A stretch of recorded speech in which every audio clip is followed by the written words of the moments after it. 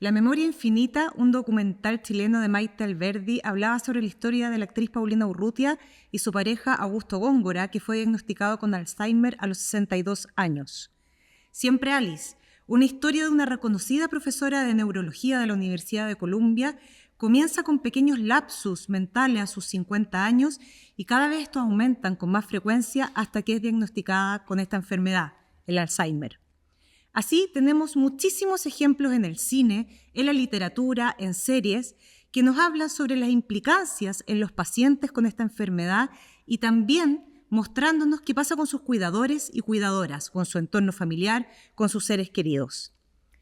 La OMS estima que 60 millones de personas viven con Alzheimer. En nuestro país las cifras se acercan a 200.000 personas y se proyecta que cerca de un 6 a un 10% de la población padecerá de esta enfermedad a medida que aumenta la esperanza de vida. Una enfermedad neurodegenerativa que ha sido descrita hace más de 100 años, pero aún sigue siendo compleja y enigmática.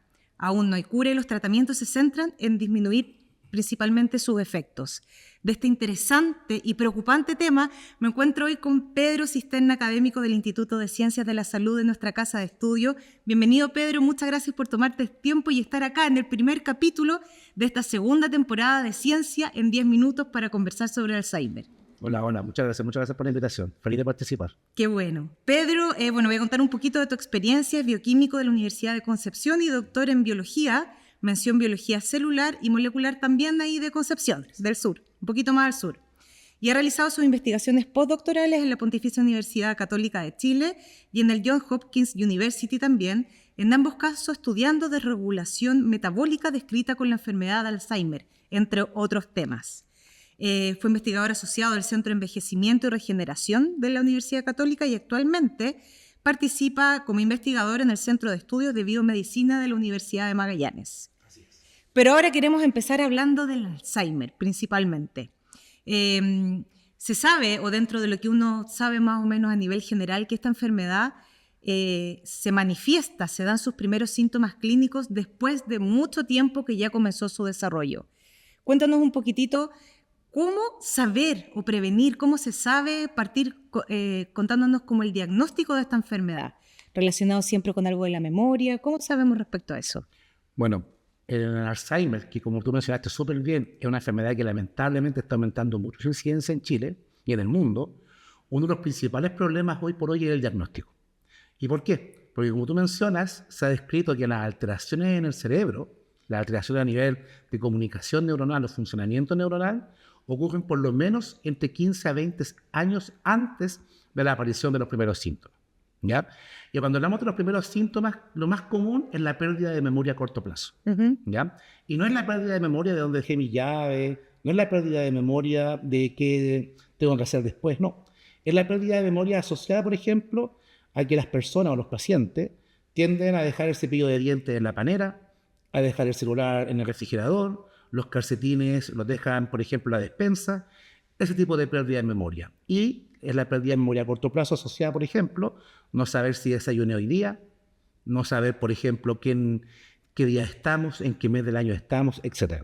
Cuando aparecen estos primeros síntomas, es cuando los pacientes, o las familiares de los pacientes normalmente, llevan al paciente un individuo al médico, hacen algunos test y diagnostican alguna enfermedad neurodegenerativa, cuando corresponde.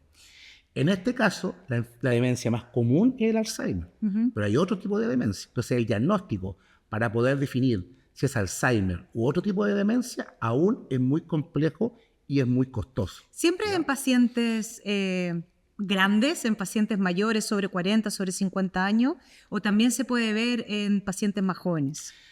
Principalmente hay dos tipos de Alzheimer. Está Alzheimer 1 o juvenil, que le llaman, que puede aparecer desde los 40 años, hay casos, o el Alzheimer tipo 2 o más tardío, que es generalmente sobre los 65 años. Perfecto. Normalmente, de 100 pacientes, al menos 98 son del tipo 2.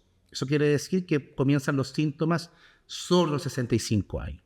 Y en menor medida, el Alzheimer tipo 1 o llamado Alzheimer genético, es el que pasa en personas más jóvenes, desde los 40, como te mencioné, y ese es muy poco frecuente, 3, 5% máximo. ¿Hay ciertas características que nos hacen más propensos o más propensas a tener la enfermedad, factores hereditarios, y ahí vamos directamente a tu línea de investigación asociado nuevamente con la alimentación y la obesidad. Cuéntanos un poquitito qué factores son importantes y hay que poner ojo en ese sentido. Mira, esa pregunta es bien compleja porque ha ido cambiando en el tiempo. ¿En qué sentido? Antes, de 3 años atrás, se describía netamente que el Alzheimer 1 o el juvenil había una carga genética. Hay genes que se han asociado a que si tú los presentas alterados, desarrollas Alzheimer. Y por eso se llama Alzheimer familiar. Cuando lo tiene tu abuelo, tu bisabuelo y alguno de tus parientes más cercanos. El otro Alzheimer, que afecta al más del 98% de los pacientes, es el Alzheimer que no tiene, en teoría, una carga genética tan clara. Se ha descrito hoy por hoy que si hay un componente genético, pero no es tan claro. Y ahí sí es muy importante el estilo de vida. Es muy, muy importante. ¿Ya? Y me refiero, por ejemplo, al estilo de vida. Yo que trabajo en la obesidad con todo lo asociado, también está asociado el estrés, la calidad del sueño, el ejercicio, el mantener comunicación con tus seres queridos, no ser una persona sola. Y en el caso de la obesidad se ha visto que los pacientes obesos tienen una mayor incidencia de desarrollar Alzheimer, ya sea hombres o mujeres. Pero ¿qué obesidad? No es cualquier obesidad. Es la obesidad que se ha presentado principalmente en las etapas medias de la vida, entre 20 y 40 años. Se ha visto que esa obesidad induce o genera una mayor incidencia a desarrollar Alzheimer en etapas tardías. Porque hay que dejar súper claro que el factor de riesgo más importante, y lamentablemente es el que no podemos detener, es envejecer. Claro. La edad. Ese es el factor de riesgo principal. ¿Y hay mayor riesgo en mujeres que en hombres o en hombres que en mujeres? Hay un factor ahí de género importante, ¿no? Si tú buscas en internet o en las bases de datos, siempre se va a decir que hay mayor incidencia en mujeres. Sin embargo, ese dato es bien confuso de analizar. ¿Y por qué? Porque cuando tú llegas a tener un grupo de pacientes de 85 años, lamentablemente, o sea, no lamentablemente, pero tienden a haber más mujeres de 85 años vivas versus hombres. ¿Por qué? Porque muchos de los hombres a los 80 años fallecen por otras enfermedades cardiovasculares, accidentes, stroke, etc. Entonces no llegan a edad tan avanzada, donde es más frecuente encontrar mujeres. Por eso los datos dicen de que es más frecuente en mujeres. Y también se ha visto que depende mucho de la etnia. Se ha visto, por ejemplo, que en países como nórdicos es más frecuente en mujeres. Pero, por ejemplo, en Estados Unidos o en países europeos es más frecuente en hombres. En estudios asiáticos no se encontró diferencia. Y en Sudamérica no hay estudios tan claros para definir si es más frecuente en hombres o en mujeres.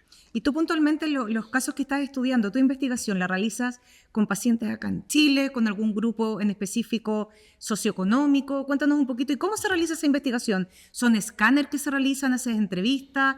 Cuéntanos cómo el laboratorio en el que estás estudiando la enfermedad. Mira, hoy por hoy nosotros tenemos una cohorte de pacientes que proviene de la Universidad Católica de Santiago. ¿Ya? También tenemos algunos pacientes en Punta Arenas y en Concepción. Son pacientes que han sido recientemente diagnosticados con Alzheimer. Y ahí trabajamos en un equipo multidisciplinario, desde fonoaudiólogo, neurólogo, nutricionista, etc. Entonces se le hacen escáner, resonancias para ver cómo está físicamente su cerebro. Le hacemos pruebas cognitivas para ver qué tanto es el déficit cognitivo o el deterioro cognitivo. Y también hacemos estudios de exámenes. ¿Por qué? Porque lo estamos abordando de distintas maneras. Una es, por ejemplo, cómo es el deterioro verbal, que es muy importante en los pacientes porque muchos pacientes con Alzheimer, cuando están en una mesa familiar comiendo, no hablan. Y no hablan ¿por qué? Primero porque no logran seguir la idea. Claro. Y segundo, porque tienen mucho miedo a comunicarse, porque se ha visto que uno de los primeros síntomas del Alzheimer es que tienden a hablar cosas que no tienen relación con la conversación. Claro. ¿Ya? También los estudios cognitivos van asociados ¿a qué? A un tema súper relevante que ha tomado importancia a nivel mundial, que es los cuidadores. ¿Ya? Y las cuidadoras principmente también, porque hay muchas mujeres. No, de hecho, más del 85% claro. son cuidadoras. Y ese es no un problema, pero es una realidad que en los últimos 5 años ha tomado relevancia a nivel mundial. ¿Y esto por qué? Porque tanto en Estados Unidos como en Europa se le puso número económico a que los cuidadores dejan de trabajar, generan un déficit al gobierno de trabajo muy importante, y es lo que estamos haciendo ahora en una colaboración en un proyecto que estamos postulando con Juan Pino, también del Instituto de Ciencias de la Salud, es un poco a estudiar bien en Chile cómo es la incidencia de salud mental en estas cuidadoras, porque para los cuidadores es terrible ver cómo un paciente se va apagando y llegando al punto que tiene que depender completamente para vestir, comer, ir al baño, hacer su aseo personal, y eso les genera un estrés elevadísimo a las familias y sobre todo a los cuidadores. Ahí tengo una pregunta que no sé si es muy tonta, pero la gente no fallece de Alzheimer, fallece de algo relacionado, de alguna implicancia, porque el Alzheimer, las implicancias son básicamente verbal, en la pérdida de memoria, la desorientación, que no reconocen a su gente, etcétera, pero la muerte no está asociada directamente a la enfermedad propiamente tal. Sí, lamentablemente, como tú no estás súper bien, el Alzheimer parte con síntomas súper, entre comillas, sutiles, con la pérdida de memoria, va progresando, y en las etapas tardías pasa lo que mencionas, que se ponen violentos. Pero ¿qué pasa? Nuestras neuronas se comunican en el cerebro, y con el transcurrir la progresión del Alzheimer, la comunicación neuronal se pierde, se mueren neuronas, y llega un punto en que el cerebro no puede aguantar tanta muerte neuronal, y ahí tiende a fallecer. ¿Por qué? Porque a lo mejor pueden fallar las neuronas que tienen que ver con el ritmo cardíaco. Claro. Entonces, al no funcionar las neuronas del ritmo cardíaco, o por ejemplo que regulan el sueño o que regulan la respiración, eso genera la muerte de los pacientes. Estamos llegando al final, se nos acaba el tiempo y tantas preguntas por hacer. Quiero volver a la idea de que entre los 20 y los 40 años el tema de la obesidad se ha determinado como incidente en tener la enfermedad después. Si ya tuve malos hábitos, no me cuidé, fumé, tomé alcohol, etcétera, etcétera, vivimos una vida más loca en la juventud, ¿no hay posibilidad de revertir ese impacto o se puede revertir después, posteriormente, para disminuir ese índice? O sea, bajar de peso, tener una vida sana, siempre va a sumar. Ok. Siempre. Y se ha visto que los estudios de Alzheimer, cuando los pacientes en edades de 40, 50 logran tener una estilo de vida saludable, en ese grupo de pacientes la incidencia disminuye un montón. Porque hoy el consenso, aunque suene lamentable, sabemos, como tú lo mencionaste en la introducción, llevamos más de 100 años estudiando el Alzheimer, pero sabemos súper poco. ¿En qué sentido? Los tratamientos no funcionan y funcionan solo en un porcentaje menor, cerca del 10%. Y en ese 10% los tratamientos funcionan por 4 o 6 meses. Claro. El diagnóstico es complejo en todas partes del mundo. Lamentablemente la única forma de estar 100% seguro es post-mortem, hacer estudios post-mortem. Pero hay un consenso en que sí, que es súper relevante, es la prevención. Tener buenos hábitos disminuye muchísimo el riesgo de sufrir Alzheimer. ¿Y a qué me refiero con buenos hábitos? La gente siempre se concentra en comer, pero no, hacer ejercicio. Dormir bien es súper importante. ¿Y por qué? Porque nuestro cerebro elimina todos los desechos que genera durante el día cuando dormimos. Y eso involucra 7 horas y media, 8 horas de sueño diario. ¿Ya? Hacer ejercicio, mantener la dieta, mantener actividad cerebral, que es conversar con personas, hacer ejercicios mentales como sudoku, sopa de letra, etc. Y esto se ha demostrado ¿por qué? Porque hay zonas que se llaman en el mundo las famosas zonas azules, que son zonas que hay en el mundo donde hay mayor presencia de adultos mayores de sobre 100 años. En esas zonas se ha visto que tienen un estrés bajo, duermen bien, se sienten acompañados como adultos mayores, se sienten seguros, tienen la actividad social y eso se ha visto que ayuda muchísimo a nuestra actividad cerebral, mucho. Un montón de factores, un montón de temas, sin duda un tema de la ciencia que se debe abordar desde múltiples aristas como lo están haciendo. Ojalá que pronto también te tengamos nuevamente contándonos con resultados acá en Rancagua.